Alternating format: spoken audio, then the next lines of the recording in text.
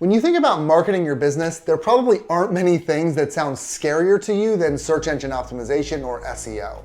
But it really isn't that complicated. In fact, you only need to dedicate a few minutes a day to really start moving your site up the Google rankings and get more clicks from your SEO activities. So in this video, I'm gonna take you through a bunch of quick wins, and by the end, you're gonna see that it's really not that bad and you can make this happen super fast. So let's get started. Okay, so before we really get started, make sure to subscribe and then hit that notification bell so you can always stay up to date when I'm putting out new content. Now, in order to really understand the things I'm about to take you through, it'll help you to understand from a really high level just how SEO works. So first, let's consider what its purpose is.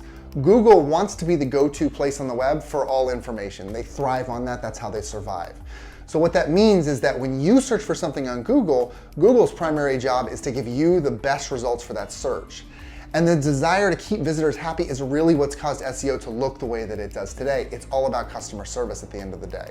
There are effectively three basic elements to SEO. The first is technical optimization. So Google is looking at your page speed, the way information is delivered on the page, whether you have a sitemap, and a lot of other different technical data to figure out whether your page is optimized to give someone who clicks the best possible experience.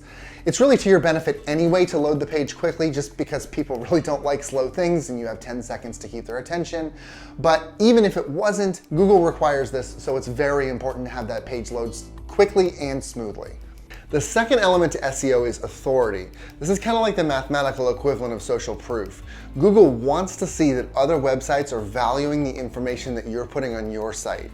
The more links that you have from external sources into your page, the better Google is going to rank you and the more likely that you're going to win the click. Now, the way you get this authority is known as link building or backlinking, but it's pretty rare to expect that sites are going to just randomly link back into your page. Instead, you need to find some sort of a strategy. There are a bunch of different ones you can use. Some might be, for instance, using medium.com and LinkedIn's blog poster to build blog posts that are outside of your site with links into your site. Or you can look for dead links. This is still kind of it's an old technique, but it still works very well, where you're searching for dead links on other sites that are related to yours, and then you're trying to get your site to replace the link on their page. Or you could be looking up website directories that are very strong online to build your links into their directory so that you can build those links back to you. So those sites have high authority and they give you that high authority as well. There's a bunch of different strategies you can use here. So I would really just suggest that you try and figure out which ones are going to work best for you and put those into practice as soon as possible. And the final element of SEO is document relevancy. So this is where keywords and the text on the page both really come into play, because what you're writing is being directly interpreted by Google, and that system is going to be more or less likely to present your page to the user based on the information that you're providing. It's not about keyword stuffing. In fact, that's really a bad thing to do, and you're going to be punished by Google if you do it. Instead, it's more about providing a lot of context. So yes, the keywords are important and the placement of the keywords is important, but you also need to make sure that they're around a context so that people can easily understand what you're reading. More and more, the Google algorithm is getting very good at reading it kind of like a human would to figure out what the page is really about or whether you're just keyword stuffing. And if you can make that a very context-heavy document for content, then you're more likely to get the click because Google is going to understand better and he's going to be able to provide your customer the better experience. There are a lot of little different things that you can change to improve your SEO performance over time, and they all really hover around the right context to Google, like I mentioned before. So to get that context, there's really one thing that you have to undertake that's a bit involved before you can even get started on these quick wins, and that's your keyword planning. Now, you only have to do this once in a while, maybe once a year or so, but it's really important because if you don't have the right keywords, then you could end up writing around keywords that nobody's even searching for on the web, which is basically just like advertising to an empty room, and you're not going to get any clicks for that. So how do you do that? You could simply use the Google Keyword Planner, and if you do, what you're looking for are keywords with a high search volume, which is the relative number of searches that keyword is getting on a monthly basis, and a low competition or how many other businesses are trying to rank for the same keyword. But I do want to say that the Google Keyword Planner really isn't good enough anymore. It just hasn't kept up with the needs of modern keyword tools, and so I would really suggest you try KW Finder by Mangools. The really awesome thing about this tool is that you can get a better picture of search volume, the relative cost if you paid for the traffic, how difficult it would be to rank for that keyword, and above all, you can see what's currently ranking for a specific keyword and how difficult that specific current site is going to be to unseat. Let's go through an example just so you get an idea. Let's say I decide that I want to search for road bikes and I want to start selling those. So I'll just go to KW Finder and I'll just search for road bikes. So immediately I get this list of a whole bunch of different keywords. The top one is the one that I picked, and then the rest are a bunch of related keywords.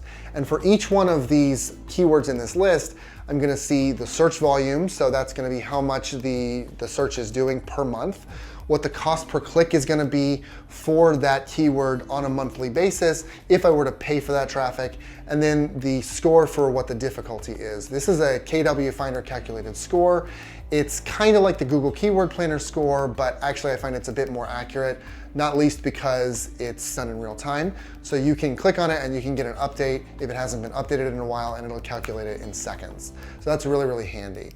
And then on the right side, what you're seeing is either the search volume or the Google Trend data over time. So you can see if this is a dying keyword or if this is something that's recently spiked in interest. And then below that, you're seeing the actual websites that are ranking for that keyword at that very moment. So you can click on those to see if you actually have any accuracy with the keyword you picked. It could be, for instance, that you type in box and you think it's for boxing, but actually it's for box.com that everything's ranking on, and that's what everybody's searching for. So then you don't want to use that keyword for a boxing site, right? And then next to that, you'll see another score on that link, and that's like, it could be a 71 or a 22 or whatever. That is the specific difficulty of unseating that URL in that ranked position. So if it's really, really high, you're gonna have a hard time getting to that position. Okay, so now that you've identified these keywords that you're interested in, just go ahead and click those check boxes on the left side for the keywords you want, and then go to the bottom and click Add to List. So now you've opened that into a new list. You can go to that list and then dig down into those keywords a little bit deeper so that you can see if you can find any other little hidden gems. So you need to keep going on this process until you really feel like you've found the gems that are hidden in the rough. This can take a little bit of time, but it's because of the fact that you're doing this research that you're really gonna find those gems. A lot of people will just give up after 5 minutes. They'll find a few keywords and then they'll just go on their merry way. But that's why these keywords that are at the bottom are so important, because they're high search volume and they might have a low keyword difficulty. If you can find those, you can really capitalize on them and get a lot of good results. Okay, I know. By now you're like, Trent, what about all of these quick tips? What happened to that? Don't worry, we're getting to it. We're getting to it right now. We're doing it right now, okay? All right, you've got your keywords sorted, great job. Let's start running through some ways that you can spend just 5 minutes a day improving your SEO with those keywords. The first quick fix is to improve your page titles. When someone's scrolling through Google search results, the page title is gonna catch their attention before anything else, which means that you need to treat it a lot like your headline if you wanna win the click. You need to use punchy language, ask questions, really anything that's more likely to grab the reader's attention at a single glance. And make sure you include your keyword, because by including the search term, not only are you improving the likelihood that it's gonna rank higher on Google, you're also increasing the likelihood that the user, when they read it, is gonna think that you provide exactly what they were looking for in the first place. Finally, make sure to keep your title between 45 and 60 characters long. Make your title too short and Google won't have enough information to go on. Make it too long and the title is gonna run off the end of the screen and people won't be able to read it, which is really bad for business. Now, how can you do that in 5 minutes a day? If you're using WordPress, I would really suggest the paid version of Yoast, because it's really the best document relevancy focused SEO plugin out there for WordPress. And it allows you to edit those titles in bulk, so you can just go to the bulk editor and edit them all at the same time. If you're using something else, then you'll probably need to find where the title tag is stored on for each page and just change it there. You can do as little as one a day to start seeing some growth. The next quick tip is kind of similar to the first. It's your meta description. The meta description is the text that appears below the page title on a Google search. It's really important because it adds a bit more context for anyone who hasn't yet decided to click. And you should try to keep that meta description to around 150 characters so that you can really get the most out of the space. But it isn't just meant to be used for really compelling or interesting copy. You can also use this area to put your keyword in one more time, because just like with the page title, if someone is reading your meta description and they see that keyword directly in there, then they're going to be more likely to click because you're speaking directly to what they're looking for. And that's going to push you further up the rankings. In fact, rather than just changing a bunch of page titles or meta descriptions at once, I would really encourage you to edit one page title and one meta description together at a time so that story stays consistent and the changes happen at the same time so that you can have better testing results. Okay, next let's talk about headers. Every web page has headers, and they really aren't just there to make your text bigger or smaller. They're a guide for Google to understand the content of the page and its flow. So the best way to explain headers that I've found is just by thinking of them like bullet points in a Word doc. When you're taking notes at class or something and you have a bunch of bullet points, the top bullet point has everything below it related to it, right? So it'll be top bullet point and then everything indented is related, but those indents might have indents of their own that are related to that top bullet. So it's the same idea. It flows in and out, but you don't want to go 1, 2, 6 because then it's impossible to understand and you can't figure out what happened to 3, 4, and 5, right?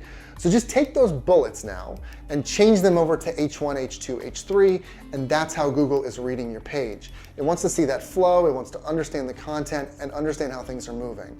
So you only have one H1 tag on the page, and then you can have a series of H2s, H3s, and H4s. Just make sure that they're in line and easy to follow. So during that 5-minute-a-day period, use a tool like the Mangles plugin or SEMrush to take a look at one of your pages and determine if the header tags are mixed up. Then it's just a matter of going into your editor, messing with the settings, and making sure that the look is still the same. Next, I want to talk about internal links. This is an easy one. Every page on your site needs to somehow be connected in with at least one other page. If there's a standalone page on your site, like maybe if you wanted to sell something on the side and it's not related to your normal brand, then at least linking that page to the rest of your site in a really subtle way is helpful to improve that SEO. Otherwise, the Google crawlers won't be able to see the broader site and can't determine how important that page is in the context of the rest of that site. The only other thing that you really need to know about internal links is that the anchor text needs to reflect the destination. So the anchor text is that text that appears in place of a raw link.